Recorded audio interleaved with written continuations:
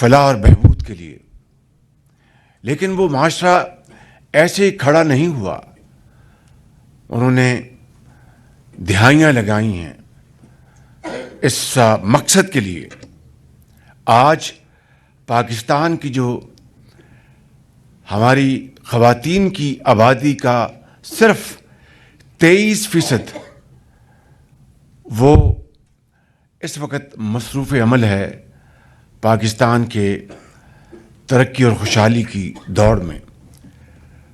اندازہ لگائیں کہ کتنا بڑا ایک گیپ ہے. 48 میں سے اگر آپ 23% مائنس کریں تو 25% خواتین کا جو حصہ ہے وہ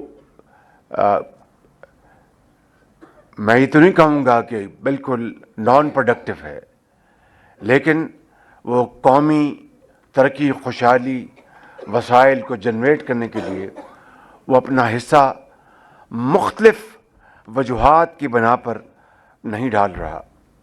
اس کی توجیہات، کئی وجوہات ہیں. سیکیورٹی ہے، بالکل کوئی شک ہی نہیں. ایک دفاتر میں، فیکٹریز میں ایک ماحول ہے جس کو دور کرنے کی انتہائی ضرورت ہے. پھر ان کو ایکول اپرچونٹیز وہ مہیا کرنے کی ضرورت ہے. میں جو بطور ایک خادم پنجاب میں جو کچھ کیا، میں اس کو یہاں پر نہیں دہرانا چاہتا. اور مجھے یقین کامل ہے کہ نئی منتخب وزیر اعلیٰ مریم نواز صاحبہ اس پروگرام کو نہ صرف بہت تیزی سے آگے لے کے جائیں گی بلکہ اس میں بہت زیادہ نمایاں کارکردگی دکھائیں گی باقی صوبوں میں بھی، سندھ میں، بلوچستان میں اور کے پی میں انشاءاللہ.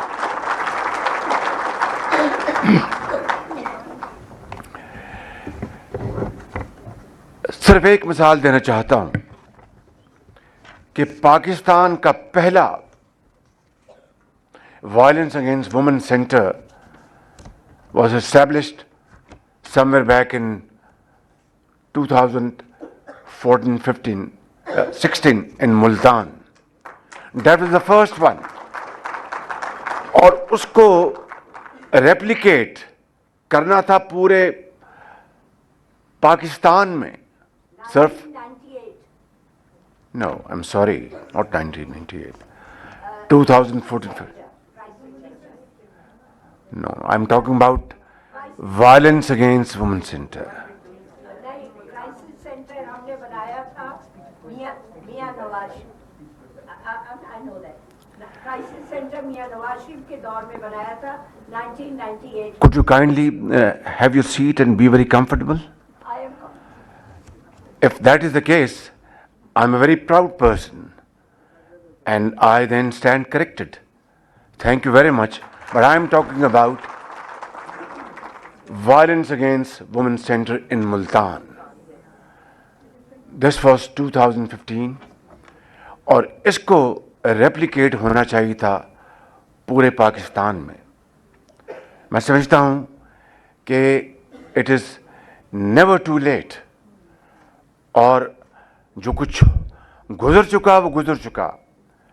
آج ہمیں اس بات کا تہیہ کرنا چاہیے کہ اگر ہم نے پاکستان کو اقوام عالم میں صف اول کے صف میں اپنے آپ کو شامل کرانا ہے تو یہ قوم کی عظیم بیٹیاں ہمیں پورے پاکستان میں ان کے شعور کو، ان کی تعلیم کے لیے، ان کی سیکیورٹی کے لیے، ان کی ماڈرن جو گیجٹریز ہیں اس میں تعلیم دینے کے لیے جتنے وسائل ہیں ہمیں ان کے قدموں میں جھوکنے ہوں گے.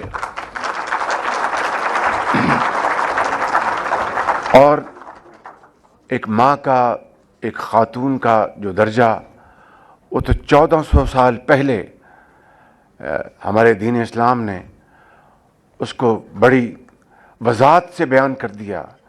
اس میں کسی مزید وضاحت کی ضرورت نہیں. اور زندگی کے ہر شعبے میں ہماری خواتین جو ہیں وہ مردوں کے ہم پلہ وہ بھرپور وہ اپنی توانائیاں अपनी काबिलियत बुरोकार लाकर वो कौम को एक अजीम कौम बना सकती हैं।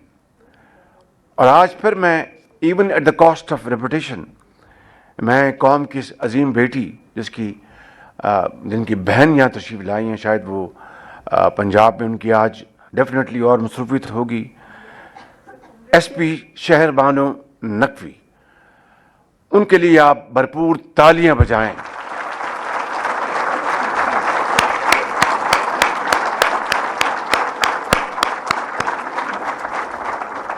जिन्होंने अभी चंद दिन पहले एक तारीख रकम की है जुर्रत की, बहादुरी की, और किस तरह उसने अपनी जान हथेली पर रखकर उस बच्ची को बचाया।